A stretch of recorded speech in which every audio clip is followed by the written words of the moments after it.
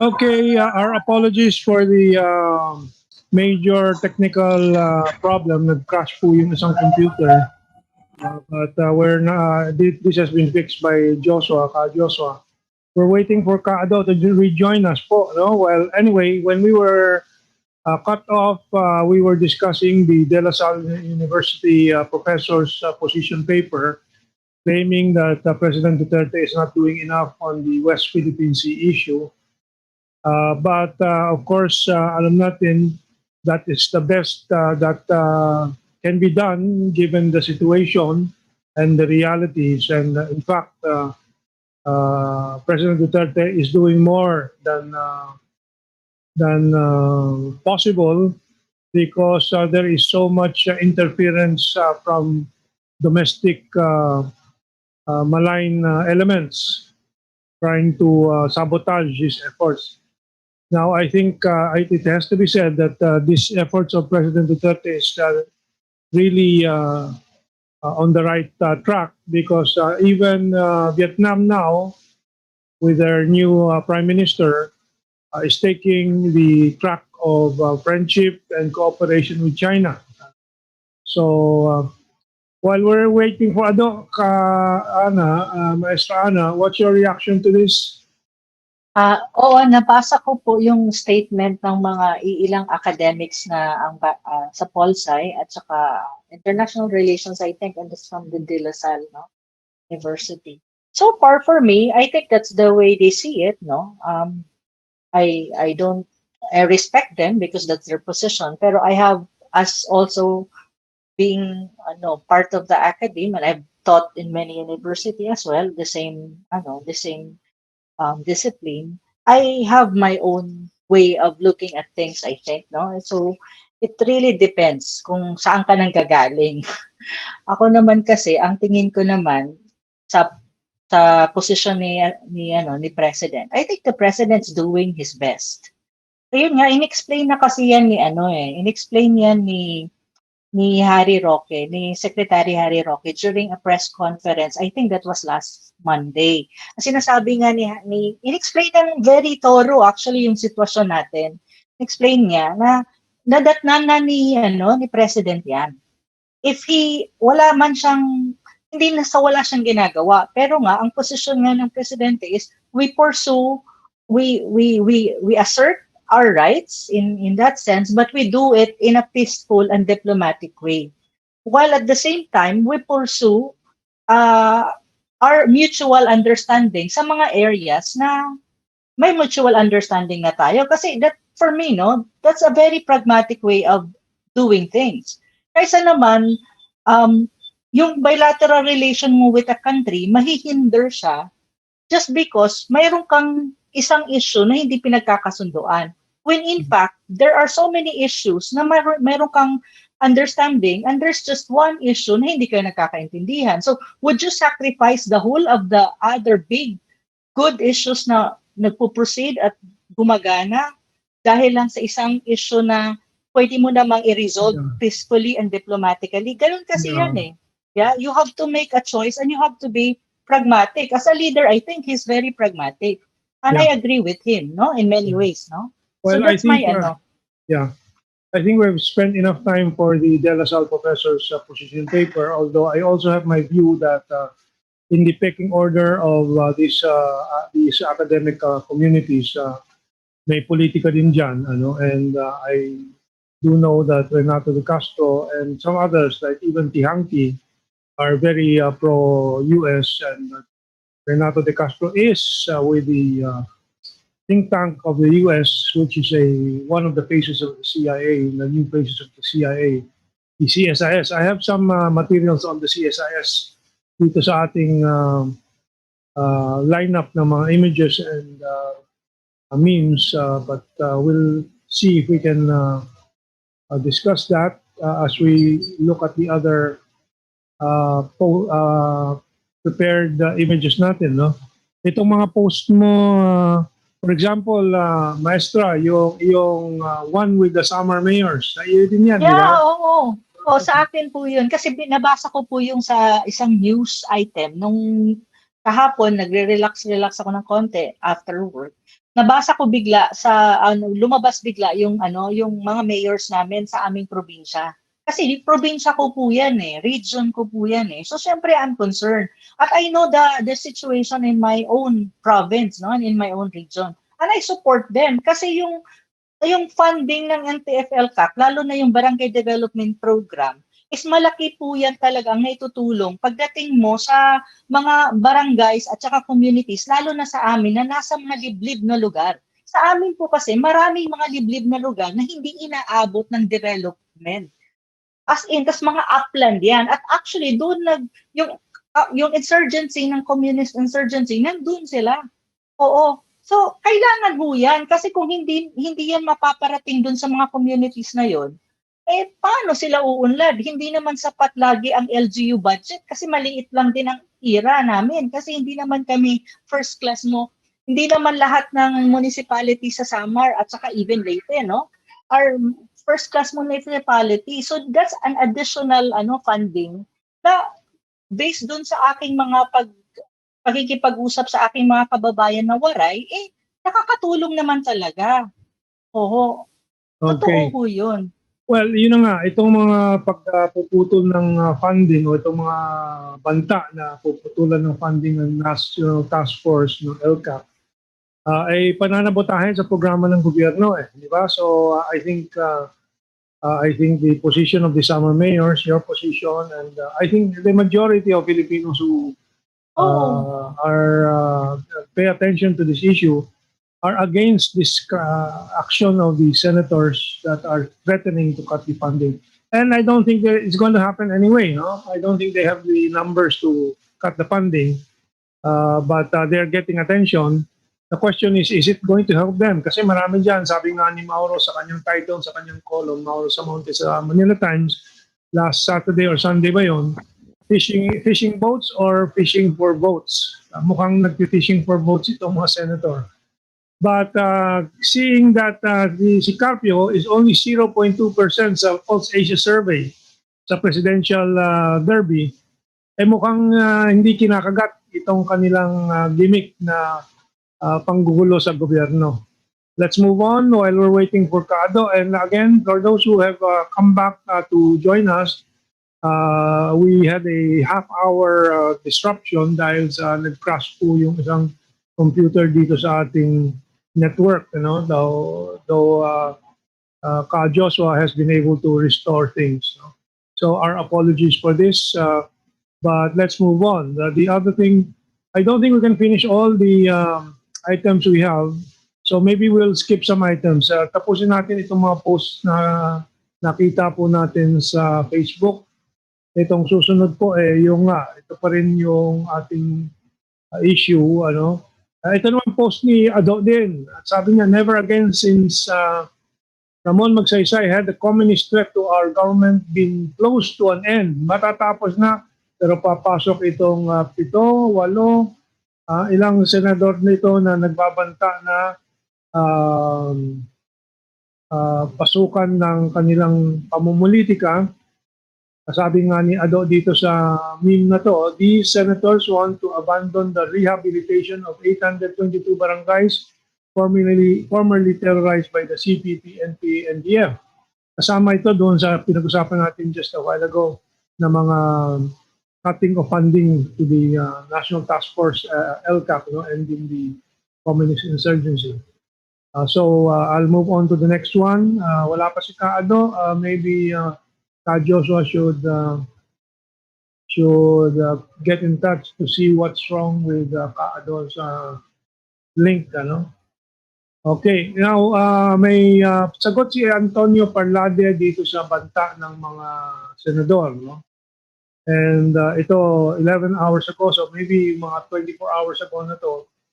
Sabi niya, it's past midnight and I'm wondering how many senators have signed the resolution number 1 to defund the NTF-LCAC. Blah, blah, blah. So, yun pala, ang sinabi talaga ni Parlade, sabi niya, going on, some senators are accusing me of being disrespectful. Hence, resolution number 2 to censure me. Is the final list of resolution number 2 out already? Sirs, ma'am? Well, then Pinky Webb, sabi niya, please help me out here. You heard what I said. Those senators are stupid if Oh, they yeah. will, sa Tagalog, sila ay gago kung tatanggalin nila ang pondo ng NTF LCAC Alka. before the fact. Of course, kasi yun na nga, sisirain mo yung progreso na ng over 800, no? 822 ba barangays that is being 822. assisted. Yeah. Tama? So, tinutulungan na ng NTF LCAC yung 822 barangays that used to be controlled by the NPA. Yes. Puputulan nyo, mga senador, itong tulong dito sa mga ito. Ano ba kayo? Eh, kung talagang gawin po ninyo yan, gago naman talaga kayo. Ano? Oo. What's your view? Oo, kasi ang ano ko lang doon, why is it na ang balat sibuyas nila that they even assert themselves too much when in fact, kung content analysis mo yung sinabi ni General Parladi, it was not necessarily referring to them. Ang sinasabi niya, if my condition, kung gagawin nyo, and that's not even referring to them personally, but to the act itself of the funding. Hindi sila ang stupid ang sinasabi ni Antonio Parlade. Yung act of defunding is the stupid thing to do. So it's not necessarily against them, it's the act itself. So parang ang taning ko sa mga ating mga senador ngayon, lalo na yung nag-file ng resolution, dalawang resolution po yung isa is defunding, ang isa ata, I'm not sure kung combined, is Censure. actually gagging, ano daw, parang it's either igag ba si Censure daw. o censure siya, at the same time, paalisin siya, something to that effect, no? So, ang tanong ko, ganun na ba sila kabalat sibuyas that they have to assert their being a senator just because a statement? Parang, araw-araw, si President Duterte, araw-araw tinatawag na kung ano-anong name calling ng karamihan sa oposisyon. But, nag-assert ba ang presidente na ipapadampot niya lahat yan? No. Diba? I mean, that's fair because we are in this place of market of ideas. May isa pa silang inainisan yung metaphor ng apple ni Satanas. It was a metaphor. It was not meant directly. It was a metaphor. Bakit hindi nila na-gets yung metaphor? Okay, well anyway, napapatunayan lang ng mga senador na hindi sila kailangan dito sa bayan natin, ano? And of course, the suggestion that i-defund sila is becoming very popular, and the suggestion that yung pondo para sa bagong Senate building nila na 15 billion pesos, iyon po ang iukol sa ibang mga pangangailangan ng bayan. Well, the next one is yung issue ng Patricia noon ng community pantry, yung connection ng babaeng ito dito kay Chad Book, at yan may retrato itong Chad Book, kay Joma Season may retrato si Chad Book sa House Duterte, and then of course yung litrato nila Patricia noon doon sa kanilang community pantry na naka clenched fist sila. Well, all the signs that they are really connected. Okay, and ito na Nandiyan na si Kado. Nandiyan na si Kado. Kado, welcome back. Itong sa CNN report, this is one of the things I was referring to Maestra Ana. Sa CNN Philippines, experts recommend stronger ties, joint patrols amid Chinese vessels in the West Philippine Sea daw. And this is Renato De Castro making the suggestion. Sinasabi niya, we have to revitalize our strategic alliance with the United States. Of course, since 2016, there has been doubt in Washington, D.C. whether the Philippines is a reliable ally, said International Studies Professor Renato De Castro during a forum held by the Strat-based ADR Institute on Wednesday. Well, unang-una, yung history ng US dito ay hindi po reliable ally. Hindi lang po sa recent case like the Scarborough where they betrayed the Philippines, gave the wrong advice, told the Philippines to remove its vessels from the Scarborough, while the Chinese side said there was no such agreement. I read the book of Ambassador Fu Ying at that time, no? The Ambassador Fu Ying, he said, this Campbell, we never had an agreement with Campbell. So ang Amerikano gave really confusing and mixed signals to the Philippines. How can that be a reliable ally? And going farther back in history, alam naman natin, sinakop tayo ng Estados Unidos. No? So, but there will be more about Renato de Castro in our succeeding discussion. Any reaction, Kaado, on Maestra Ana? O sige, Kado muna po kasi kababalik lang. Yan. Basically, si Renato de Castro is just academics lang yan, 100%. Zero background in diplomacy. Baka nga hindi nakalabas ng universidad yan eh. Nabayaran na kagad ng Center for Strategic and International Studies. Alam nyo, may maraming klase ng mga academicians. No? Andyan si Ana Malindogoy na practicing talaga. No? May background talaga sa international law, sa diplomacy, sa actual representation, naka-attend ng mga meetings with other countries. No? Si De Castro, kaharap lang niya mga estudyante niya. So, nakikipagsalsalan lang siya sa mga estudyante niya. At ngayon, na-pick up naman siya. Panahon pa na nag-gloria makapaglaro niya si Castro na yan eh. No? Paano yung sulat? Hindi ko nga maintindihan kung minsan na English yan eh. Masyadong, yung mga Filipino formal English na hindi maintindihan. Well, Kaado, sampung paragraph na binabasa ko, hindi ko maintindihan yan. Gago na yan eh. Kaado, ang audience lang naman ni Renato de Castro ay yung mga paymaster niyang Amerikano. Yun lang naman ang audience niya. If what he writes confirms... Si Renato de Castro is a typical, ano man tawag dyan, yung nagbebenta lang ng, ng mga libro, mga thesis, mga white paper. Wala namang yan eh. Walang actual experience. Baka mamaya makaharap na yan, upakan ko pa yan ng mga argumento, malilito yan eh. So, ang mga usapan dyan, pagkausap mo si Renato de Castro, ganito dapat mga usapan. Diyos, Caloocan, Baguio, yung mga ganong usapan, no? Hindi, nakalimutan ko na tuloy yung joke sa init ng ulo ko. Yun, Caloocan, Baguio, in a sentence, siguro, that's what you mean. But anyway, tungkol dyan sa joint patrol, meron tayong, I think it's a 42-second video ng talagang joint patrol. Ito yung South Korea, Republic of Korea, China. Let's play this video. At hindi lang po yan ang mga joint patrols ng China. China also has a joint patrol with Vietnam doon sa Gulf of Tonkin. But we'll just show this report on the... ano bang gusto ni De Castro? Joint patrol with the US? That's right. Meron na tayong joint patrol with China, with South Korea, with Japan.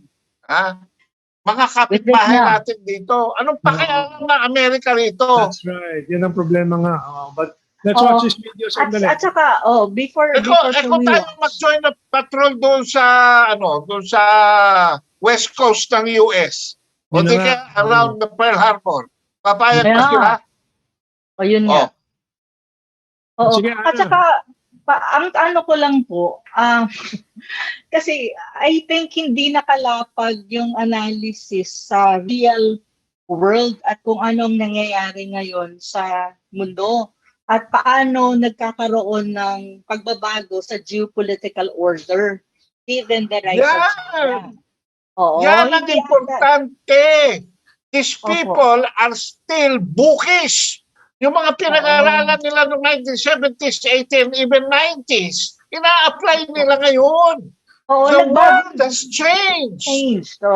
That's really true. Nagbago na po, nagbabago ang mundo. Nagkakaroon ka ng pagbabago din sa alliances ng mga countries. At the same time, kung titignan nyo po, hindi ang mga countries, even if you look at the Middle East, Southeast Asian countries even, no? And even countries even in Europe, no? Ang eastern part of Europe, not necessarily the western part of Europe. Makikita nyo, ang alliance, ang tinatawag mong alliances din, nagbabago. Ang karamihan ng countries ngayon, they tend to be independent or non-aligned. Ibig sabihin, yung ibang countries before that very close to the US is trying to have a little bit of distance precisely because you have a contending superpower right now din na arising. Hindi pa nga ang ibang tao, they don't call China sa superpower pa daw precisely because ang kanyang military strength is not at par pa daw with the US, but still in terms of economy, it still already is, no? Kasi in terms of PPP, mataas na ang China, matagal nang naunusan. Kana, just to illustrate how the world has changed. Opo. Nung nasa Philippine Embassy ako sa Washington DC ng late 80s, no? 75 pa lang ang population ng Pilipinas, up to 82 million. No? Ang Indonesia nasa 200 pa lang, ngayon nasa 250 na. Nakakagulo na ang mundo. Even economy, yung dati walang kwentang consumer economics. Ngayon, pag malaki ang consumer mo, ibang storya na. Yes, no? Isa pa yan. Kaya hindi na pwede ang mga taktika ng Amerika, ng gera, benta. Wala nang gusto ngayon ng gera. Dahil ang unang problema ng mga gobyerno ay kung paano pakakainin at bubuhayin ang mga sarili nilang populasyon. Yes. At saka in terms of geopolitics, karamihan ng country to accommodate the rise of the China, which is a peaceful rise naman po.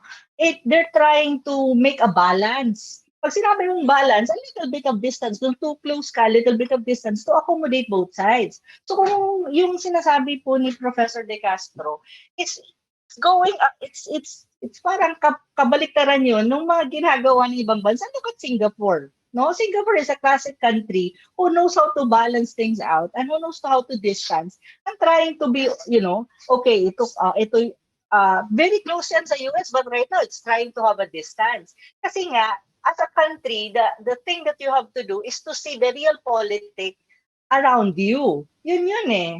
Yeah. Two countries okay. I will cite, who one nag-adjust sa emerging world changes. Yung isa hindi. Okay. The first country I will cite is Germany. Overnight, Volkswagen beat Toyota to be the #1 car brand in the world today, overnight.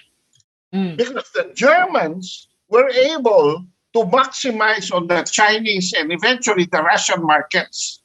Yes, so ngayon, that's hindi na true. Toyota #1. Sorry, Mr. Japan, no?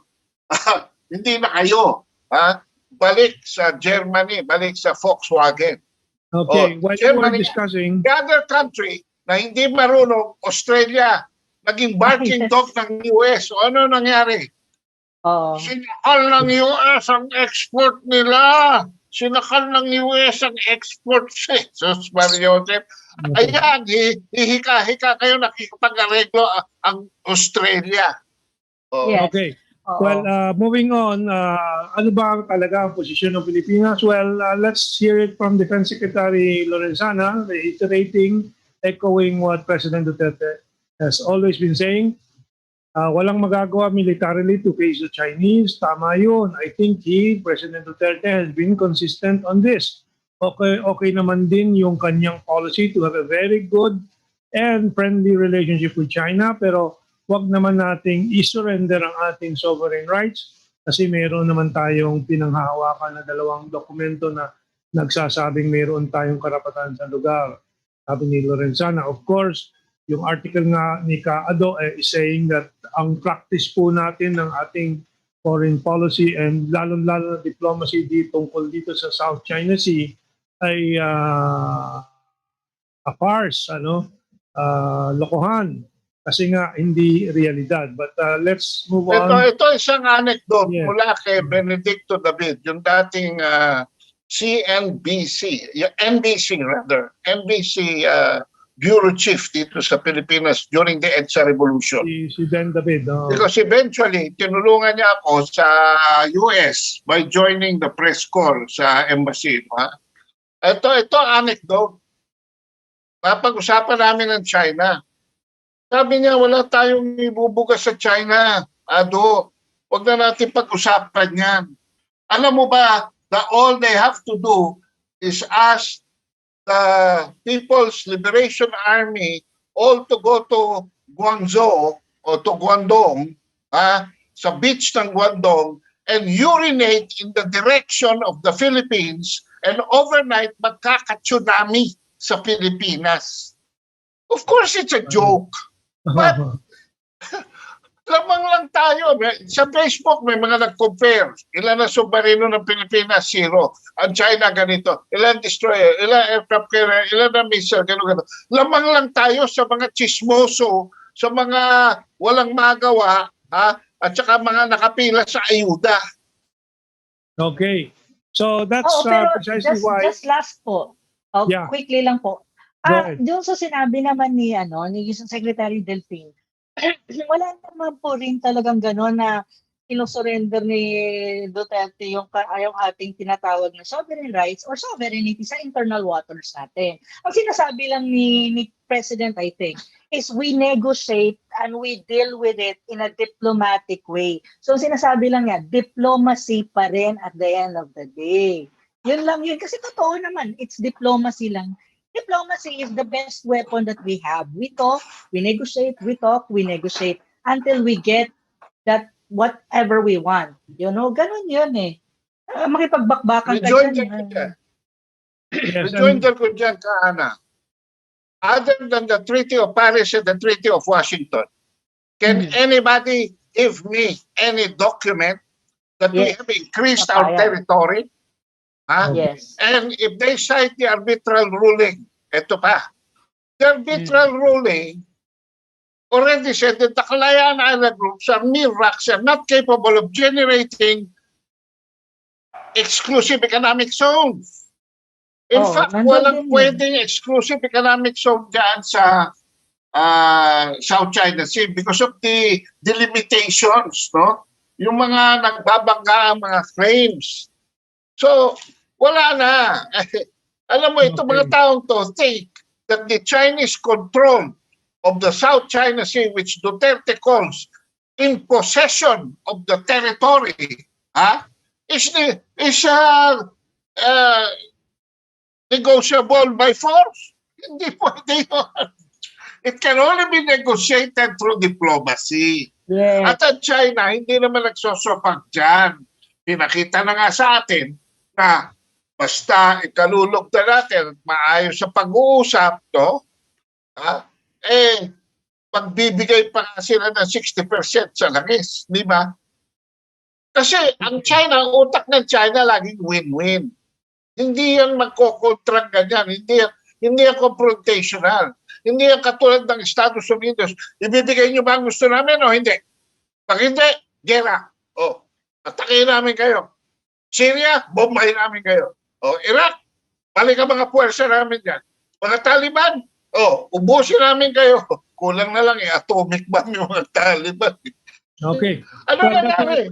Balik US. Balik bayan ng mga US forces. Alis sa Afghanistan. Talo na naman. Okay. And so that's why we followed it with your article, Kaado, April 20, and then your third part, no? Part 2 ito, our independent foreign policy in praxis is a farce.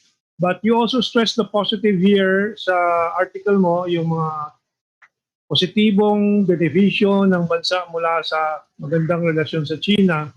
And going on to the article of Maestra Ana dito sa ASEAN Post, ganyan din po, message mo dito sa article, Sino-Philippine ties under Duterte. You made a comprehensive assessment and then you went on to explain yung mga positive impact sa economy, sa infrastructure at iba pa. But maybe you would like to elaborate further dito sa yung article, Ana?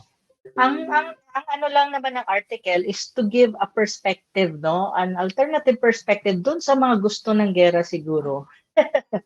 Tag dito. Na alam mo, yung ating bilateral relation with China, it dates back, can be traced back since 17th century. 17th centuries pa po sa history natin, mayroon na pong kalakalan na nangyayari ang people-to-people relations. At sa ating coast, no? Sa mga, kasi coastal area naman.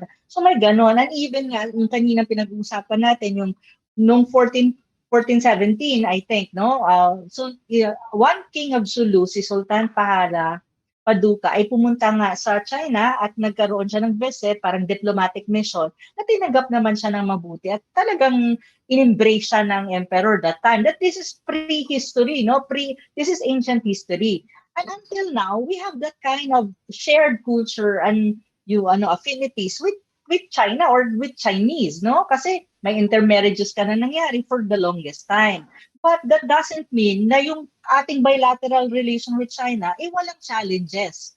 Of course, in any relationship, kahit yung mag-asawa, may mga challenges na mag-asawa na kayo, diba? May mga challenges talaga yan at may mga up and downs at the same time, may mga conflict of interest or differences. Pero ang sinasabi ko lang naman na sa bilateral relation natin with China, it's a big one. And out of the bigger chunk are positive and mutual cooperation. There is this little, not really little siguro, but differences na may kinalaman sa South China Sea. Pero ang tinasabi ko rin, ang South China Sea issue, 1950s pa po yan.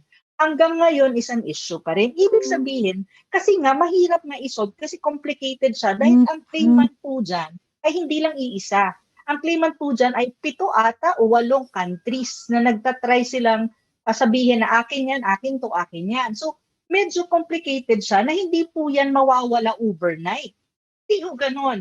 It has to go through a constant negotiation and bilateral relation with different claimant states. At the same time, China is just one. At saka constant diplomacy. No, kailangan magaling natin mga nagkikipag-usap diyan kasi tactics of diplomacy and different shades of diplomacy.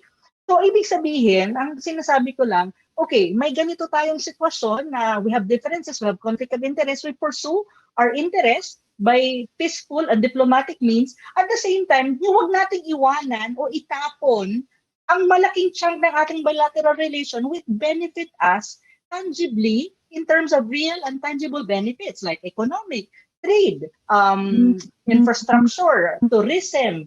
Ang dami na nagbe-benefit ang ekonomiya ng bansa. Itatapon mo ba yon dahil sa isang differences out of the bigger chunk of the bilateral relation? That's very unproductive. Hindi siya pragmatic. So yun po ang pinipresent ng article po. So So parang nabasa na nyo ang article ni Ma'am Ana.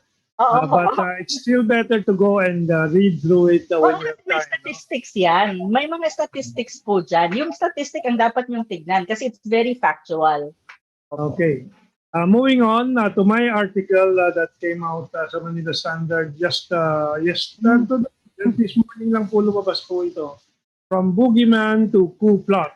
Po yung buong proseso nitong nakaraang 30 araw, humihigit na ng 30 araw na sinimulan nila sa fake news ng maritime militia, pinaikot hanggang doon sa withdrawal of support na narurumor. Kinailangan pa na lumabas si Lorenzana, si Esperon na itanggi na meron ganyang usap-usapan na withdrawal of support kay Duterte and so on. Lahat po yan konektado din doon sa eleksyon, yung mga kampanya laban kay Duterte at laban na rin kay Sara Duterte kung tatakbo si Sara Duterte. So lahat po yan kasama sa disenyo nitong agitation and propaganda na yung previous column ko or article sa Sovereign PH, yun din ang puntos, no, na itong lahat ay mga panggagatong na ginagawa para ma-influensya ng politika. Pero sa totoo lang, Kaado and Kaana, looking at the survey, I think one of the insights I have is walang nagkaka-epekto dito sa mga ginagawa nilang agitation and propaganda. Si Carpio ang pinaka-knight in shining armor nitong kampanya laban kay Duterte. Anong resulta sa survey sa kanya, 0.2% ang kanyang mga raraboy sa pagka-presidente. 0.2%. Ano? Kulelat. Sa ilan ba yun? 100 mga kandidatong nilinya o higit pang 100 po yun. Ano? Kulelat. Ano? And that, I think, really reflects how much or how little support they are really getting from the public. Ano? I'll move on to the next column that I want to stress. Ito pong April 12 article ni Dan Steinbach doon sa Manila Times. Ano? Kasi dito nabanggit niya yung buong network at yung chain ng mga intrigador dito sa issue ng South China Sea, the Philippines and China. Ang turing niya po dito ay isang orchestrated conflict in South China Sea. And he is saying that there are ways to overcome it, yung malampasan yan. Pero sinasabi niya as a concerted effort to inflame tensions, paliyabin ng tensyon in the South China Sea. The recent Philippine Reef debacle is in a class of its own. Talagang mahusay daw ang pagkagawa na medyo may kalidad talaga. The objective is conflict creation, paglilikha ng pagtutunggali, continue the visiting forces agreement, and mitigate o bawasan Duterte's legacy o yung pamana ni Duterte. And binanggit niya yung BGA. Ano yung BGA? Bower, how do you pronounce that? BGA. Power of Asia. Bower, ano yung G? Group. Power Group. Asia. President Ernie Bauer is Pagdating sa mga pera-pera, yan ang kanilang front. Yan ang kanilang shell company. No? Pagdating sa mga issues, Albert De Rosario Institute. Actually, ano yan pera-pera lang yan si De Rosario it's not really a think tank. Itong ADRI is really a consultancy group that is fronting on political and public policy. At yung Bauer Group, yun ang magkakamal ng mga transacciones, ng mga deals. Kaso hindi naman makaparticipate sa mga bidding. Meron ako itutugtog yung sinabi mo kanina na hindi nagkaka-epekto sa local electorate. Mentong, hindi nila market, hindi nila public ang local electorate. Ang public nila, since they filed an arbitral ruling, is the international stage. Nagpo-form sila ng mga scenarios. They're creating delusions of grandeur, very far from real politics. Kaya wala puro pagsisinungaling, puro pag-iimbento. Puro bruhaha, puro plagadosyo.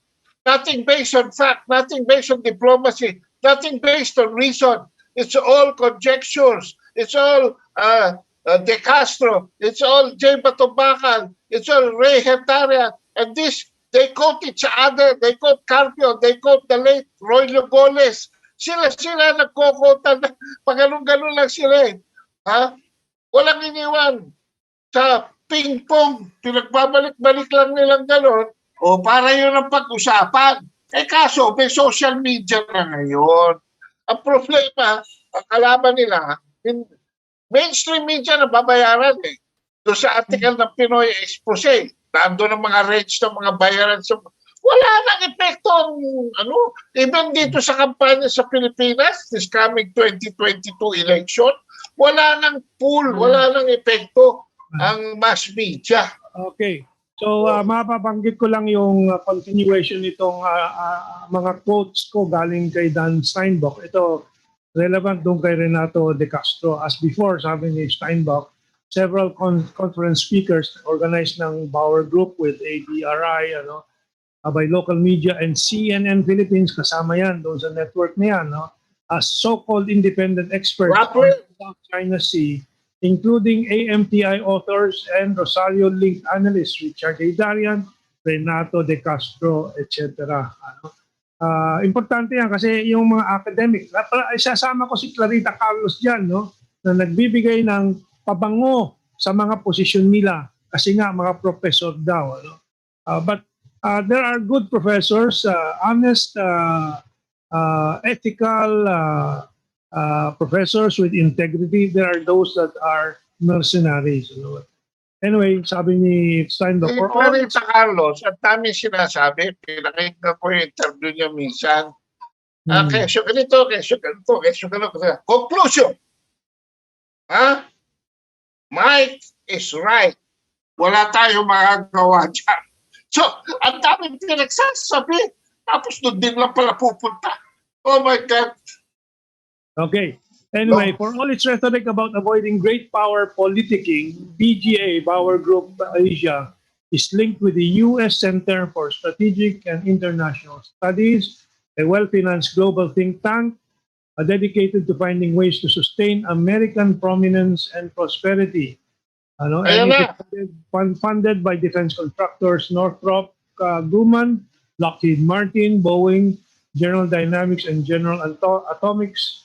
And actually, many years ago, 2017, 2016 pa, paulit-ulit ko na ini-expose yung CSIS. Ito, as far back as 2016 ang hinanda ko na ito. New York Times reveals think tank.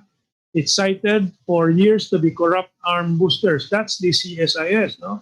Nandiyan po yung funding nila sa Chevron and so on. Sige, Kaado. Kasi kami itong Center for Strategic and International Studies gained its reputation when in 1982, pag-alis ni President Marcos at saka ni Imelda doon sa kanilang state visit sa Washington, D.C., nakita nila na imbis na magalit si Reagan at saka si Nancy kay Ferdinand at saka kay Imelda, nag-evolve pa a very warm friendship. So, ginather ni George Shultz at saka ni Paul Wolfowitz ang mga neo-conservatives sa Washington. And they staged an oust, I will use familiar term, an oust Marcos campaign. At ang pabalik-balik sa Washington, D.C., attending their meetings, alam mo kung sino? Si Fidel Ramos. Ang source ko nito ay ang ating mga kaibigan sa Laroche at saka sa Economic Intelligence Review. Noong 1982, pag-alis ni Marcos sa Washington, D.C., plinano na nila na tanggalin si Marcos. Kaya it was important for Paul Wolfowitz to get to the World Bank. Kasi inipit ng World Bank eventually ang economy ng Pilipinas, no? At tinusok nila at some point nandoon na si Ninoy Aquino, binusog nila si Ninoy Aquino. Ewan ko kung anong pinakain nila kay Ninoy Aquino at pumayag na maging martir. The Filipino is worth dying for. O hindi napatay siya. Okay. So, yan ang history niyan. Ngayon, sa regime change, therefore, nagkaroon ng reputation ng CSIS. Kaya ngayon, ginagamit na naman nila ito kay Duterte. However, si Marcos only had Plan A, Reagan, Plan B, Americans. Sina Lockhart, yung mga kaibigan ng mga senador, etc. Pero may mga katapat. So A or B, wala. Kinidnap siya. Dinala siya sa Hawaii. Sa oust Duterte movement, hindi na nila pwedeng gawin yon. Unang-una, silang etsapuera.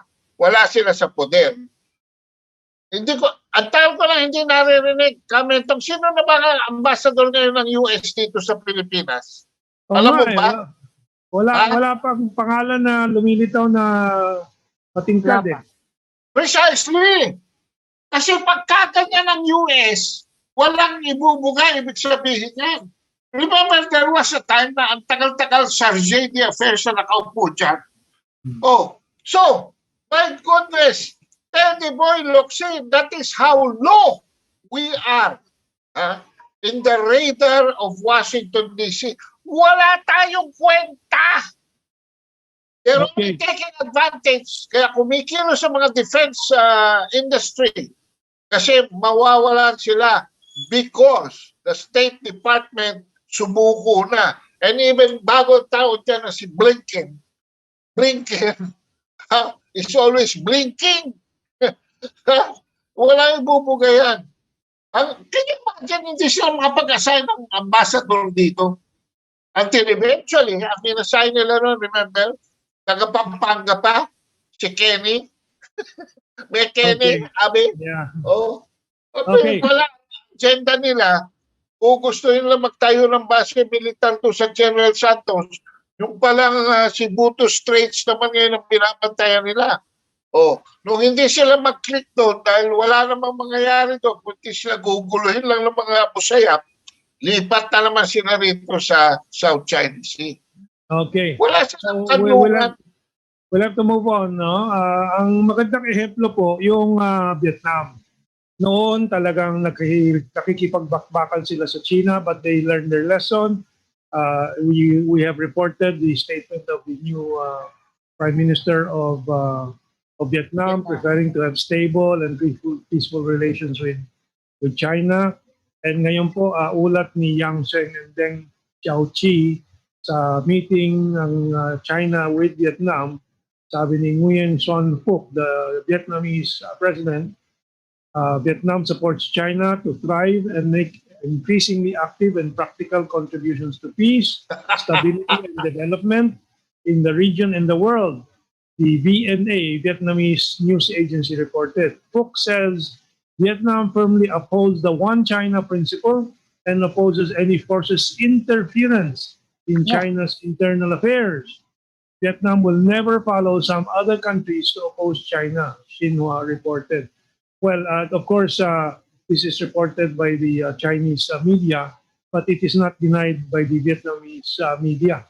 So this is the attitude of the new attitude of the People's Republic of Vietnam. And I think we should take our cue from here. Itong sila Locsin, sila Lorenzana, and President Duterte should be inspired by this because he is on the right track. He went on this track earlier than Vietnam. Vietnam is now following this track. Anything to add, Mentong, Ana if and there- Ado? Yeah. if there is one country that knows by heart that America is an unreliable partner, it is Miss Saigon. It is Miss Saigon. Maestra Ana, anything to add? Opo. Sa sinabi po ng Vietnam right now, ang tingin ko po is Vietnam has this political maturity in how it deals with with issues like South China Sea and its relation with China. Kasi tama din naman talaga eh. If you look at it, like for example, ang ASEAN kasi is 10 member states. You have East Timor on the other hand, pero hindi pa ata official or member ata ng ASEAN but an observer, no? Kung titignan mo dyan, ang alliances ng mga countries, may mga iba dyan na hindi pro-American. There are also countries na medyo nasa gitna at non-aligned. And there are countries as well that very close to America because mayroon niyang ally like the Philippines. So if you ask Western countries to come in and play a role in the dispute over the South China Sea, it will create division among countries in Southeast Asia. That's really true. Kasi you force the countries to choose side. And I don't think countries in Southeast Asia, majority of them will do that. Kasi that is not for their national interest. Ang sinasabi lang dito, okay, you have two countries who are competing to be the best, then we'll be here, but don't make us choose a side. Yun ang dapat sigurong matutunan ng Pilipinas, no? You are not supposed to choose a side. At the same time, huwag kang magpa-pressure na sa Amerika na to choose a side and to put their bases, their troops here. Kasi that would create really a very uncomfortable situation vis-a-vis other Southeast Asian states. Ganun ko talaga yan kapag ang tinignan mo in a very a little bit regional, no, ang perspective. So ang Vietnam po, the way I see it, they're trying to position in a way that they accommodate both sides. Though mas malapit kasi ang political system at saka ideology ng political ideology ang dinadala ng Vietnam kasi ang Vietnam is a socialist state and China is a socialist. China is not a communist state, no? Very far from that. Actually, it's a socialist in the way it functions, but in terms of its economy, it's much more, Diyos ko, open economy na yan, mas kapitalista pa nga ata yan eh. No, so it's like that. No, do socialist ang kanyang way of distributing its, how do you call that? It's goods, no, in terms of public service. Socialist ang approach, no? So ganun siya, ganun ang dynamics niyan in regional. So I think they have this political maturity that I think we should try to imbibe. Maging politically mature tayo in how we deal with situation, no, and issues like very conflicting issues like South China Sea kasi very complicated yan. Kasi at saka marami tayong kausap dyan, hindi lang Chino. Merong mga nakakabalik na po na mga viewers po natin kasi naputol ng 30 minutes kanina, yung iba siguro hindi nakabalik, but meron ng mga bumabalik. At may comment si Roland Salvador. Alam kasi ng Vietnam kung anong ugali ng Amerika. 11 taon ba naman silang nakipagdigmaan dyan? Yun lang, umayaw ang superpower daw kasi nauubos sundalo nila. Hindi naman sumuko ang mga Vietnamese. That's a very important lesson. And dito sa kabila, si Freddy Oradina is back. How about Putin's statements versus USA and globalist British? Okay, well, let's go on. Speaking of these European countries, may kasunduan ng Europe and China sa investment pact po nila at binitawan na ng EU yung mga pagbabanta ng sanctions dahil tinutulan ng Hungary yung mga sanctions na gustong gawin ng ibang mga European countries. Kasi nga sabi ng Hungary, kailangan natin ng economic ties with China for the market and so on.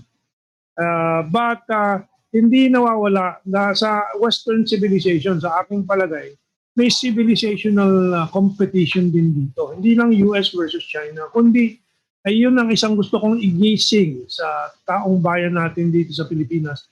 This is also Asian civilization versus Western civilization. Yeah. Asian civilization of harmony, pakikipagsunduan versus the Western civilization of domination.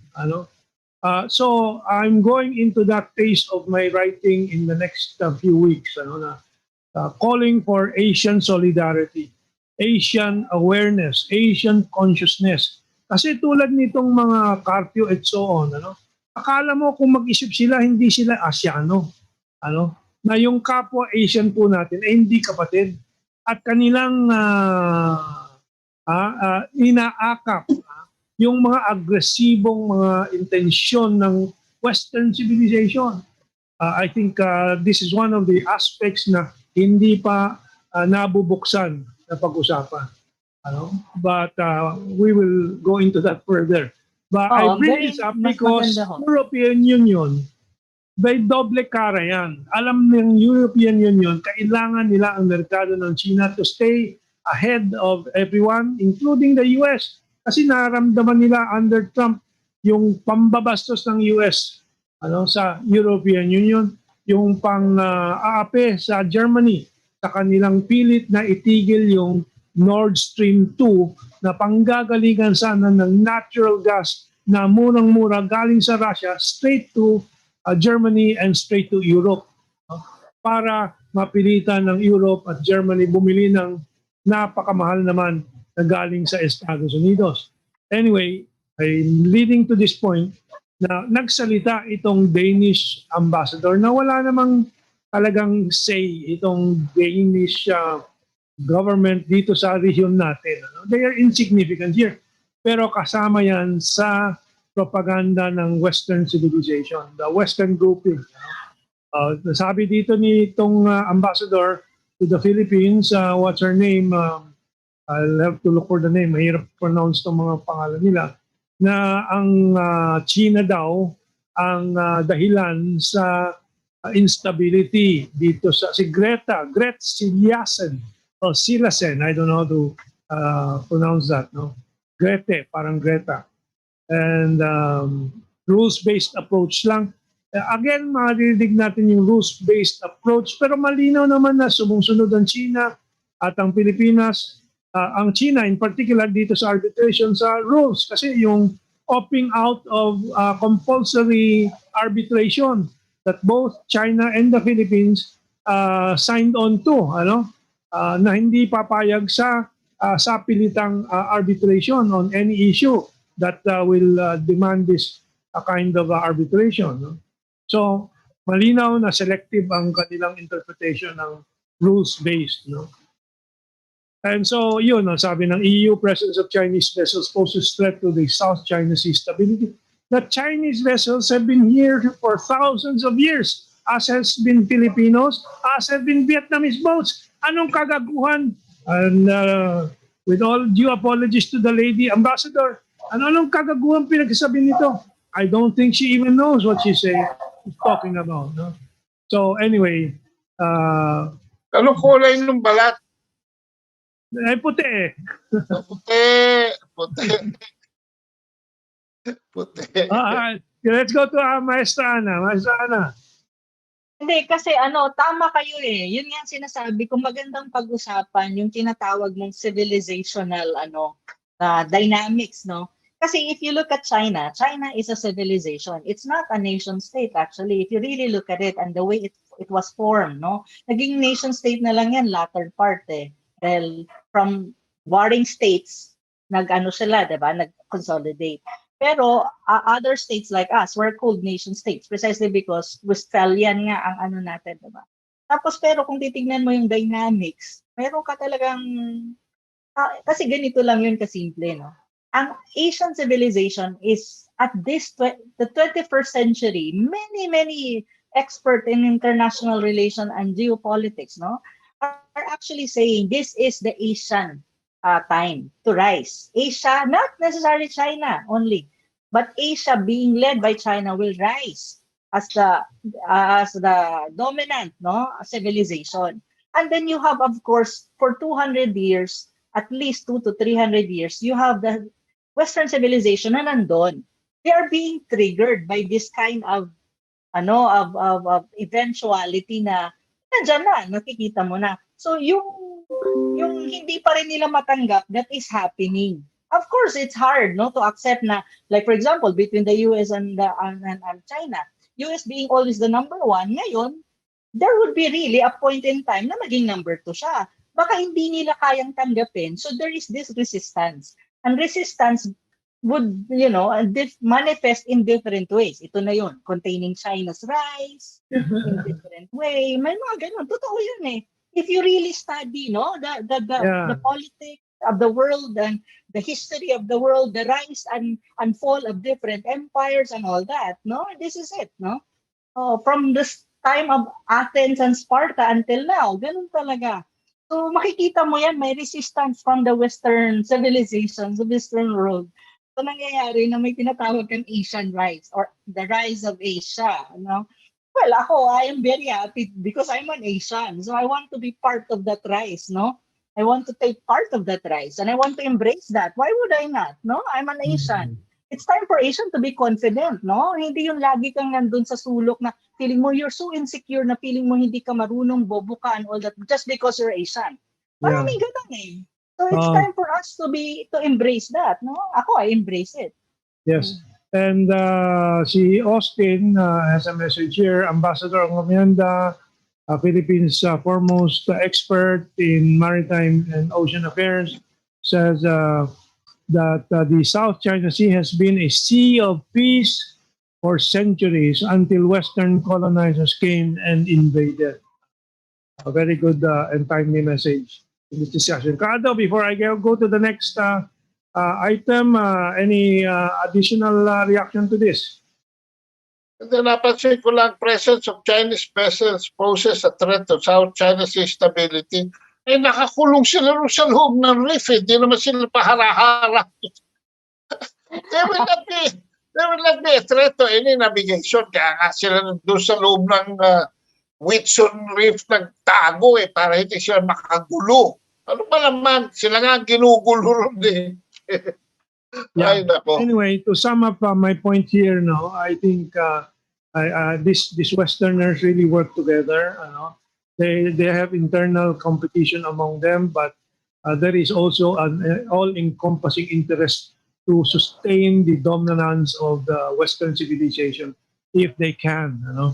And I think it is for Asia to tell the West, no, pantay na tayo. Huwag na nyo ipilit. Ay baka durugin pa namin kayo pag sobra kayong mapilit. Pag gumanti na sa Asia, ang Asia sa 500 years of oppression ng Western civilization. So it is our responsibility, our duty, not to be taken in by the how do you pronounce that? Inveiglement. Well, anyway, yung panloloko nila, which sila Carpio et al., Batumbaka, Renato de Castro et al. Are trying to do to our people. But I think they're not succeeding as shown by the surveys. So let's go on. This is just to show the goodwill of China. I am planning an article with the persistence of China's goodwill, ang title. Taiwan kasi is suffering the worst drought in almost 60 years. Nag-water rationing na sila and so on. Yung ibang mga Taichung, yung mga taga-Taipei, bumabiyahe sa probinsya para makapaligo lang. Babalik sa Taipei. Yung mga ganyan talagang desperado sila sa tubig. What is China doing? Chinese mainland increases water supply to Taiwan to ease the drought. So sa kabila ng mga bad-mouthing ng US tungkol sa China-Taiwan relations, China treats Taiwan as a brother at tinutulungan nila.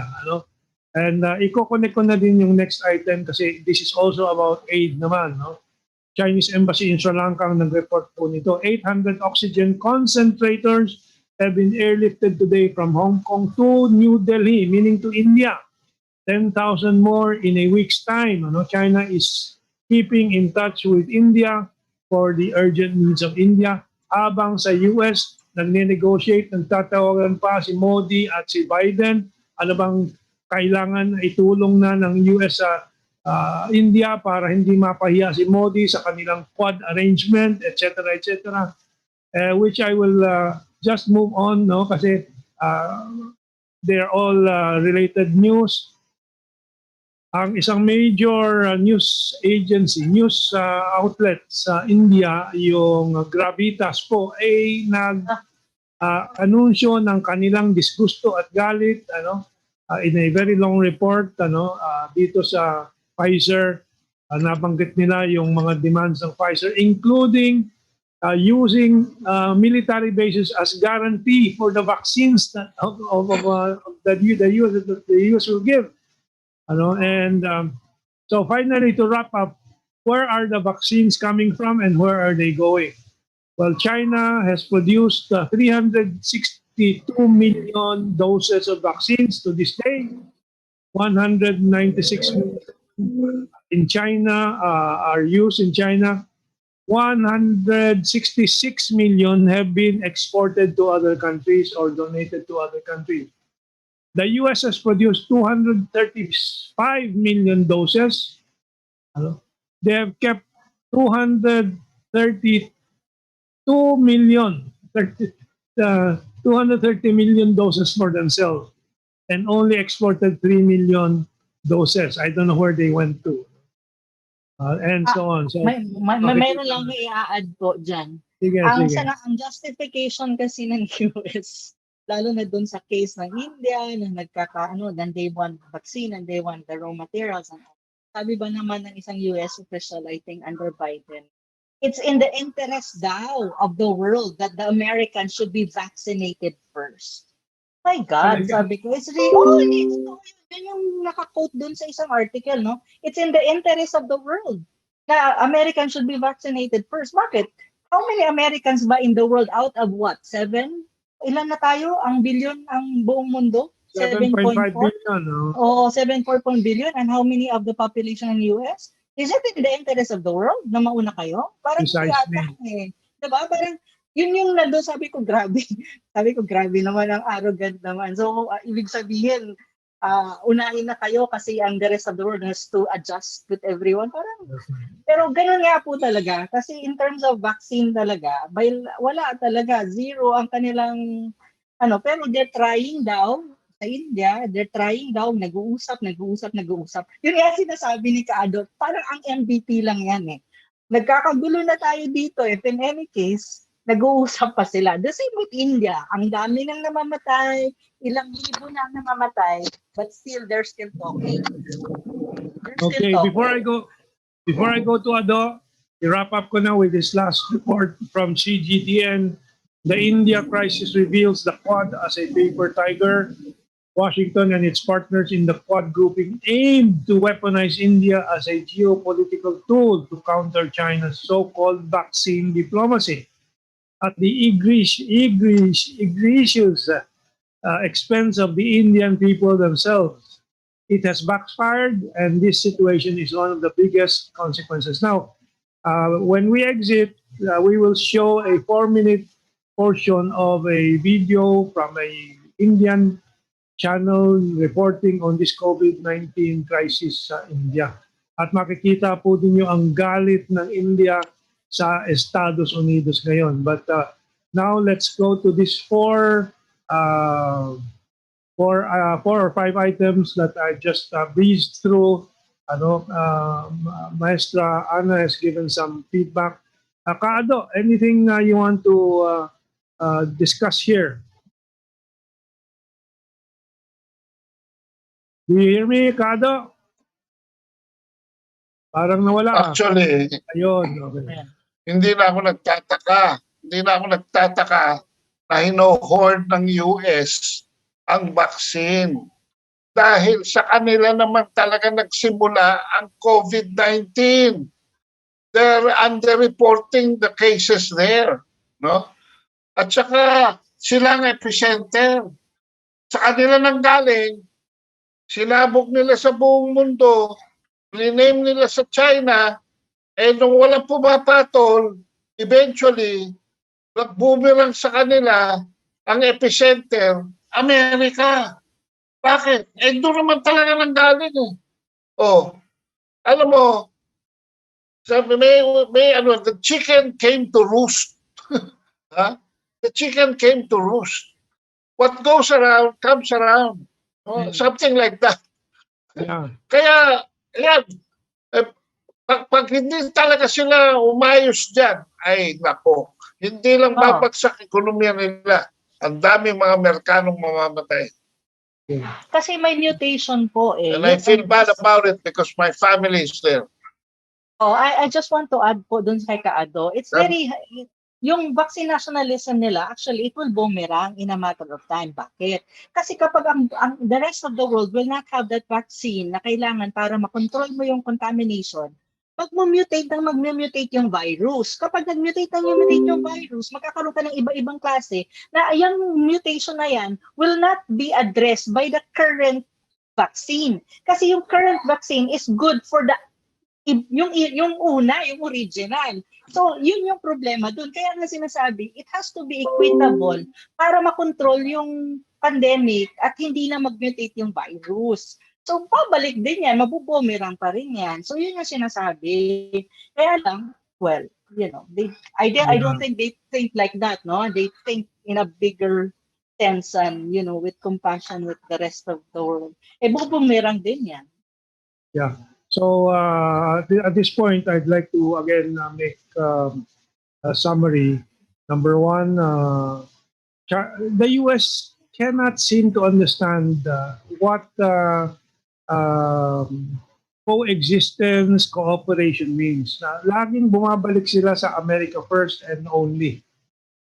And I think India is learning the bitter lesson here. But we will show the bitter reaction of India dito sa 4.5-minute video.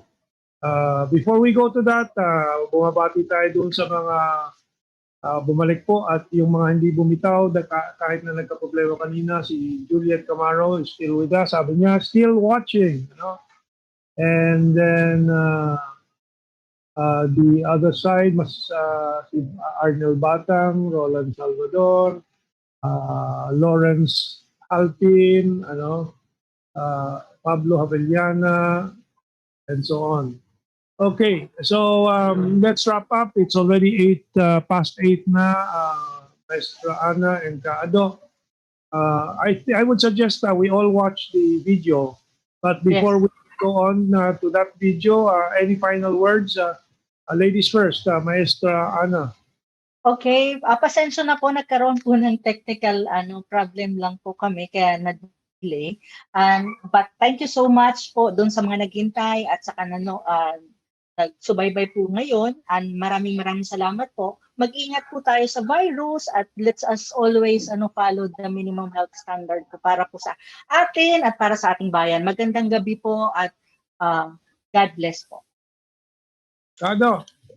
Sa akin naman po, we welcome the news ng Department of Science and Technology will be leading in the building of our own Virology Institute, yung Vaccine Institute, which I think, because of what's happening now, I think ang the most proximate partner na naman, and hindi na naman magugustuhan ito ng mga dilawan, pulahan, at saka ng mga assholes, ay ang China na naman ang magiging partner natin dito.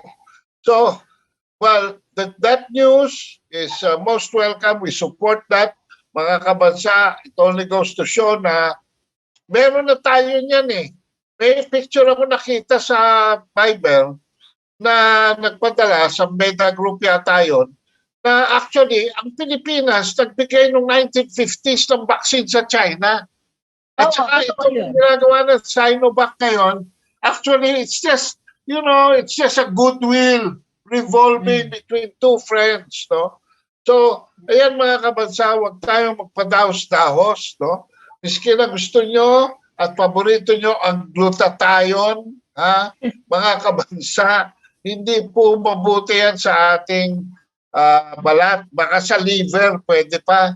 Pero ang kayumangging kaligatan po, ang Asia is for Asians, and it's just about time dahil masyado na tayong inapi ng mga hegemonic and mga colonial masters natin. By the way, si Revilla nag-post ng Facebook. Ginawang national hero si Ferdinand Magela. Pero yung poster niya, sila Lapu-Lapu. I'm just mentioning that on the sides because meron tayong condition reflex ng colonial mentality. No? Na hindi dahil maputi ang isang bagay ay pristine, well-intentioned, and pure ang soul niya. Maraming salamat po. We'll see you again. Okay. I'd like to add a lot of things pero I think inaabangan na yung ating video na inihanda. And I truly believe we are winning the fight to explain the truth and reveal the facts and provide the right analysis. At again, I think yung standing o yung falling ni Carpio doon sa mga surveys na 0.2% lang siya really reflects the true state of mind of the nation. Na itong mga nanggugulo, pati dyan sa Senado, ay talagang pinagtsatsagaan lang pero hindi siniseryoso ng sambayan ng Pilipinas. Okay, and so meron po pa tayong kasama. Bumabati tayo sa kanilang lahat. Yung iba talagang hinintay po ang pagbabalik po ng signal natin. And I'd just like to explain kaya po nag-crash po yung isang computer sa network sa init po ng panahon. Kailangan pa ata hindi tayo tulad ng mga malalaking himpilan na buong building ay air condition. Tayo ay naghahatid nitong mga mensahe natin sa very frugal conditions, no? Kaya maraming salamat very modest, Salamat kay Kadyo sa kanyang pagtsatsaga din sa mga ginagawa natin. Ito, medyo umabol pa si Emily Stotson. Pati ba naman yung apple ni Adam, pinatulan. Oh, yun ang Okay, maraming sinasabi salamat ko. po. So stick around the next 4 minutes, watch this video. Manonood din po kami. And then next week we can discuss your reaction. So, Joss, you can start rolling the video.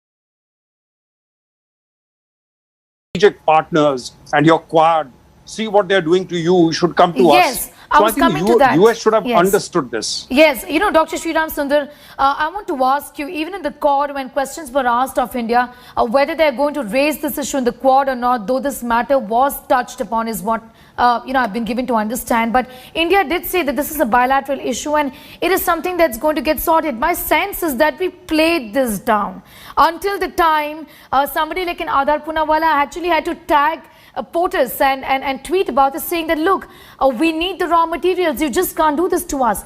We as a country have, just given out so many doses, 67 million doses of the vaccine to our neighboring countries and to other countries who need it. Why is that America has not been able to act on any pressure from India, or have we not exercised enough pressure, in your opinion? I think, Sneha, we are leaving no stone unturned in getting them to lift that embargo. I think the issue is with the domestic politics and the corporate power in America. You see, the American manufacturers, the big vaccine manufacturers, Johnson & Johnson, Moderna, Pfizer, they want, captive raw material stock available for them to ramp up their own production, which they are now exporting worldwide for profit. So they, in a way, are competitors with our Serum Institute and with Bharat Biotech and Biological E. Yes. So they have been applying pressure. You see, Biden, for all the talk about liberalism and multilateralism and cooperation with the rest of the world, there are limitations to how far he can go against the big pharma. So that's the first point.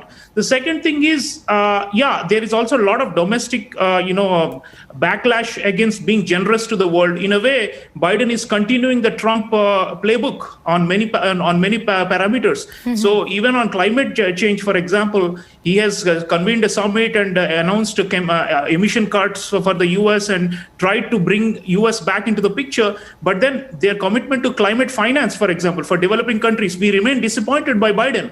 So the point is, they will disappoint us, especially when it comes to these issues, because corporate America calls the shots. That's the first. And secondly, I think they are also looking to negotiate with us on various issues. And great powers always do this, even with their closest allies. For that matter, the US has not exported a single dose of vaccine to anybody. Yes. You were just mentioning, Sneha, how many countries we have done. In the EU has been better. The European Union has been better than the US on this front. Yes. So among the big manufacturers, countries with a huge stockpile, the US has been, it's not just Trump.